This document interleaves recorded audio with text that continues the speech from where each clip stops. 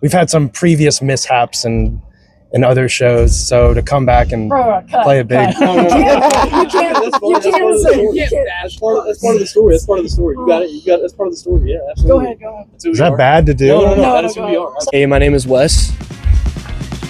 My name is Maggie. My name is Duncan Ward. My name is Griffin. And we are Wardrobe Malfunction. All right, one more time. 1, 2, 3. Wardrobe Malfunction.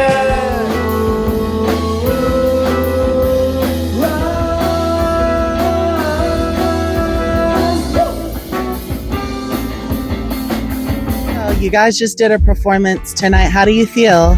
I'm full of love for literally everybody in our community, and I genuinely was like on the verge of tears at the last song. So I love everybody for real. Come here to the Earl, to such a big venue where I've seen so many big bands, and to kill it, opening up the show is really good. Yes. Yeah, the energy in there was really good. I have so much fun playing live, no matter where it is. But yeah, you could definitely feel the energy in there. That was a really fun show for me personally. But yeah. Okay, speaking of energy, watching you guys perform, it felt like I was watching one singular person play all of your instruments at once. So I have to ask, what is the communication process like when you are rehearsing like your music, your set, and when you are just coming together creatively as a group? Yeah, for me, it's all about trust. I give 100% trust to everybody in this group. With that, I give confidence as well. And when you kind of just leave somebody to their own devices, they will find the right thing. And I expect the same, hopefully the same trust from y'all to find my way. And really what it is like there's a thematic sort of thing going on, and we are trying to tell a story to a degree, and when we let loose, it's like we really communicate on stage, maybe not even visually, but just like really energetically in a way. Like, you can look at y'all and tell, okay, we're doing this, find our anchor. It could be a different person every night. It could be me, the anchor, it could be Maggie, the anchor, Griffin, Duncan. You really just look back and find that anchor.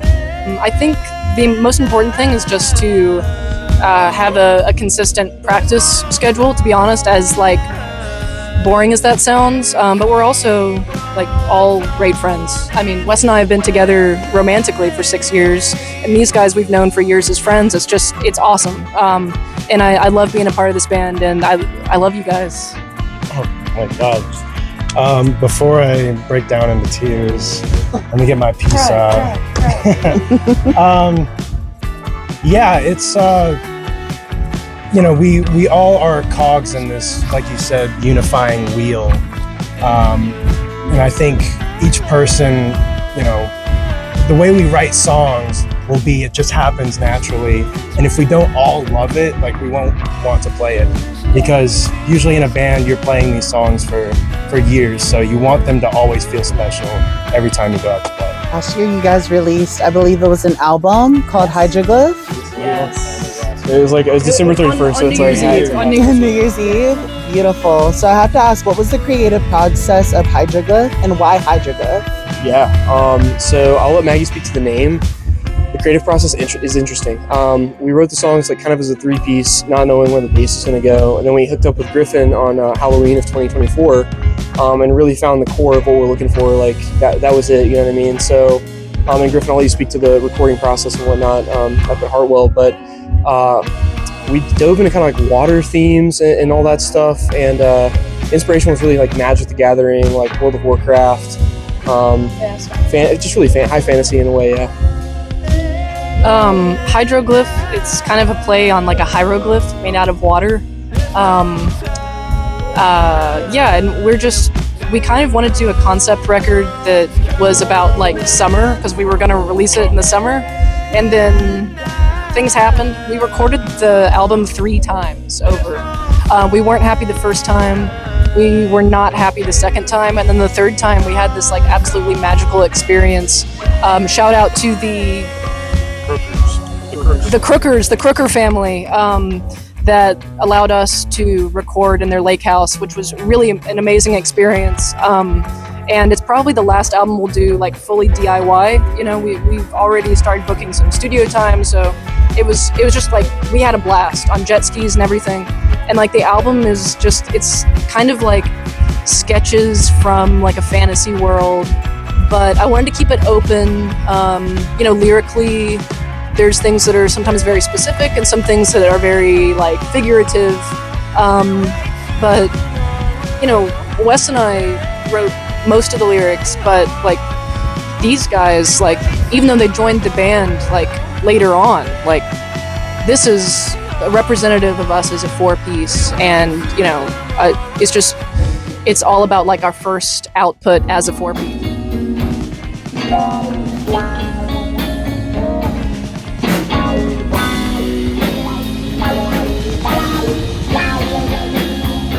So when it comes to making music as a group, how do you guys come together, and what is usually the intention, or how does the idea start?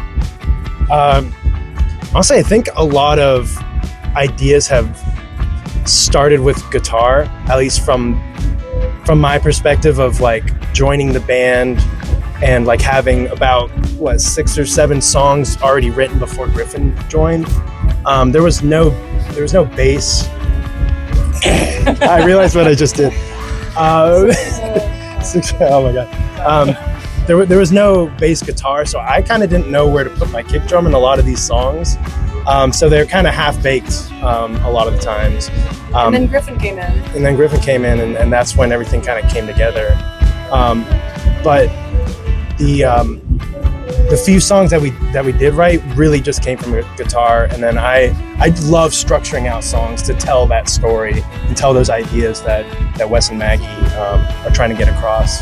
And if I may say, Yeah, not to steal your thunder, but we're all also guitarists, and these two are like kind of primarily guitarists, but they're the rhythm section of our band. So like, I think like even though they're playing rhythm instruments, it's like melody, like kind of strum pattern. Maybe, I mean, that's why I think it feels so cohesive, is because we're all like locked in on each other's instruments, and we're all multi-instrumentalists. So like, we really value what everyone else does, you know. Yeah, as far as like writing, at least with Hydroglyph, it was a really cool experience because structuring all the songs,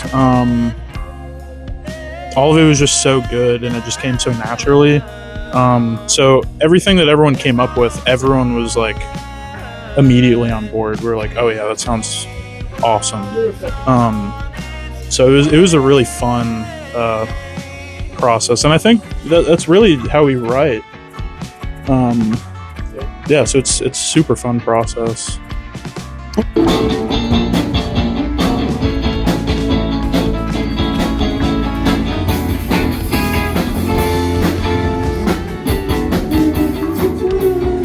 So being that you are multi-instrumentalist, how do you guys hone in on your specific roles in the band? Wow. Four instruments, to be honest, to start with. Yeah.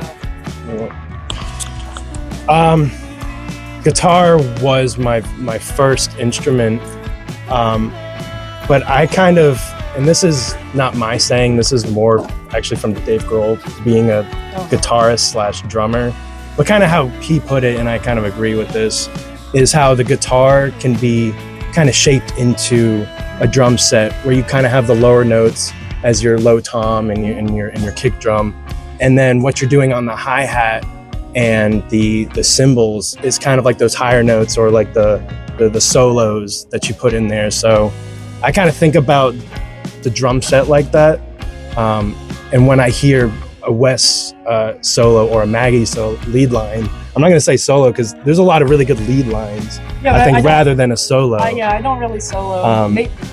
Next release. Yeah, but I hear out one of theirs, and they're so good at being cohesive together that I'm able to just fit myself into their playing, because I kind of had to for those 6-7 songs.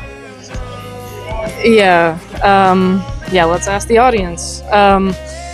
But yeah, so when we started writing Hydroglyph, it was just the 3 of us, and halfway through that process, Griffin came in. So the songs obviously morph over time. I mean, the songs morph every single show, right? But yeah, as far as like being an instrumentalist, I think being a multi-instrumentalist myself, and all of us are. I think we appreciate each other's, like, we know how difficult or like how great something is when someone does it, because it's like we also have experience. Like, I know how long it takes to practice like those really, really fast, like 30-second notes, like, you know, when Duncan does it, or like, you know, we're just huge fans of each other, I think, at the end of the day. If I may add just one thing, like for the guitar with y'all, especially with Maggie, shout out to Bob Weir. I'm gonna go down this rabbit hole. So the philosophy is like, you take a box on the guitar, and anytime Maggie's playing, anytime Griffin is playing, like, I'm trying to be the first listener of the music, and I don't want to play something twice. So the idea is like, can I build a chord from a box? Essentially, that's what I'm trying to do. Like, kind of like a little jazzy in a way, but I'm not trained like that. So when Maggie plays Fisheye, she's playing like chords and all that stuff, and I'm coming in with like kind of a half lead line, but then I'm trying to complement her chords. If she's playing like a red, I'm trying to play like a little blue on top of her, so we eventually get purple in a way, like visually in my mind. Just trying to really weave between the notes that she's playing, and then when Griffin comes in, it's a matter of like, there's a few lines that we lock in on. I think you lock in on me for Ephemera, just to really drive some stuff home, and then we diverge a little bit, you know what I mean?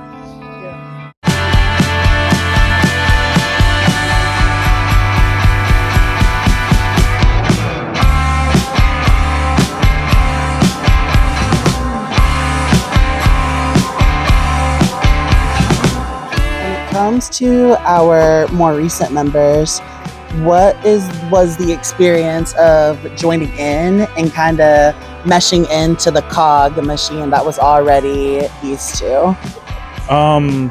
So I actually knew Wes from like 10 years ago when we were playing in like high school bands, and then I think you posted one time on Instagram asking if somebody wanted to like join in on a D&D campaign, and you were like, yeah, if anyone's interested, hit me up. And so I ended up reaching out to Wes, and he asked me if I wanted to play bass in Wardrobe Malfunction. But as far as joining in on like the songwriting and everything, it just kind of meshed immediately. I feel like I remember going home and coming up with a couple different parts for songs, because I wanted to like play in a band so badly, and so I think it went well, like pretty immediately. Yeah.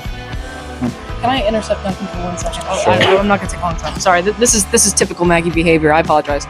I just want to say, we were going to hold auditions for bassists. We had one audition, and we were sold. So, just The D&D campaign was way more adventurous for sure. yeah, that never happened. Also, that fell through. So we flaked on the D&D, solid on Griffin as a member. So happy, Griffin, you're the best. Likewise, yeah, I think so, that too. Yeah, I guess Instagram is kind of where dreams happen in this band, because I mean, they had posted that they were looking for a drummer, and I slid up and I was like, hey, I want to play with you guys. I slid in them DM for sure. I was like, ooh, I mean, I have a Queens of the Stone Age concert, but we can go on a date later. Yeah. It was really seamless jumping into this band, because they made it so easy. At the time, I had only been playing drums for about a year, but one thing I was reliable, and like I listened to some of the same music as these two, and so I think like just jumping in and writing with a couple people who they were like super good at guitar and still are, it was very intimidating to be surrounded by that, and especially if you don't have a bassist, or I guess the first practice was we did have a bassist. 1 second. And then Shout out Jonah Jernigan. Yeah, Jonah, we love you. We love Jonah. Yeah. We love Jonah. No hard feelings, man. Jonah, stay here. Yeah. Stay here. but yeah, it was just a super seamless process, and I never looked back. I just looked forward with these two, and now with this guy. It's a love fest. I mean, Wes, I love you the most because I actually love you, but I love these guys. We literally this band is tight. Like, I do not hang up the phone without saying I love you. I'm so serious. I love you guys so much. Yeah. We're not just saying this for the end. Like, I love you guys. It's a more recent thing for sure. But like every time we go, I love you guys. Seriously. But yeah, it's a more recent thing. But like, just when you hang up the phone, it's like I love you. Like, it's important to say. You could get hit by a car tomorrow, you know, and then as you're bleeding out, be like, oh man, I never told Wardrobe Malfunction how much I love them. Yeah. That's all we got on that. So, with Wardrobe Malfunction being a solid group, what is in store for us, and how do we intend on developing as artists? So, like, for the next project, Made to, like, for me personally, like, this is my whole thing is, like, everything's, like, very visual for me. And where we were, like, underwater and all that stuff, I want to see, like, pebbles. I want to see, like, grass. I want to see, you know, tree bark and all that stuff, like, beautiful rivers running through a forest and all that stuff. And I think that's where we're headed. I think we're headed to more, maybe not a generic place, but a more communicative place, right? Like, Made 2 is all about love, right? Like, whether you have it or don't, you've experienced love once in your life. And I think we're just trying to reach into that. And it's a very common theme amongst bands and music. And I think we're headed there. It's like, this is it. Peace and love. That's all I got to say. Yeah. Our next single that we're going to get into the studio soon and record, Made 2, is like, made to, you know, love you, made to see you, but also like two of us were made to, you know, like two of a kind type thing. But obviously it's not like just about a romantic partner. It's about like who you're saying I love you to. You know, I'm made to love you. Like, hey, we're in this together, you know, that type of thing. And I think everything going forward is just about more records, more cohesion, more positive energy. I think there's nothing we can't do, and you know, I think we should give it our all and just go for it. And these guys have my back and also my heart, and you know, yeah, just more music. Well put. Absolutely well put. Yeah, definitely more music. Made 2 is a beautiful song so far. I feel the most comfortable with that song so far, and just how it developed and how we wrote it. It was just so easy. Yeah. It's like the easiest song, and it's also a beautiful song. So we definitely want to get in the studio and record that one. And I just want to get better at my instrument, and get better at, you know, drums, right? Yeah, get better at drums and guitar and everything. Anyway. Sorry. There you go, Griffin. I will say this. We have a couple of songs that we're working on that are really, really good. I really love to play them, and I'm very excited to continue to write those songs and flesh them out, and excited for Made 2 going in the studio and recording it and releasing it as a single. Just that you're loved. That's the message for me. Is I'm just trying to communicate love always. Like, you give love, you get love. It's the only thing you can generate yourself. You can choose to. You can have a bad day and choose to love, and it's something you can create. It's not matter. You're never going to be in a deficit of love. You might, you know, miss out on some stuff, whatever. You can choose any moment to be a loving person, and that's my ethos behind this band. It's just to be a loving person. Wow.